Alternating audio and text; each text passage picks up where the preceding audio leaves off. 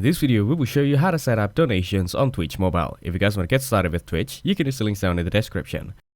To start a campaign, go to the charity section of your dashboard and click on the start button. One campaign can be activated at the same time and you'll receive a confirmation once it has been activated. Now that your fundraiser has started, you can choose to display charity donations and find the donation in your activity feed. You can now manage your fundraising campaigns by clicking the Save button. This page will allow you to set up active, inactive, or draft campaigns. Now you can adjust your donation settings, donation link, or Twitch channel page. You can also see the draft of each campaign, such as its name, date of activation, fundraising goal set, and total amount raised.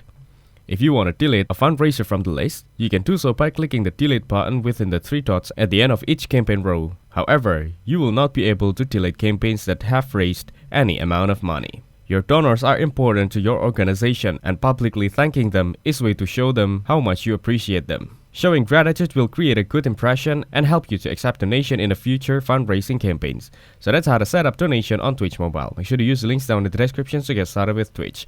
If this video was helpful, please consider leaving a like and subscribing to my channel. With that being said, I'll see you in the next video.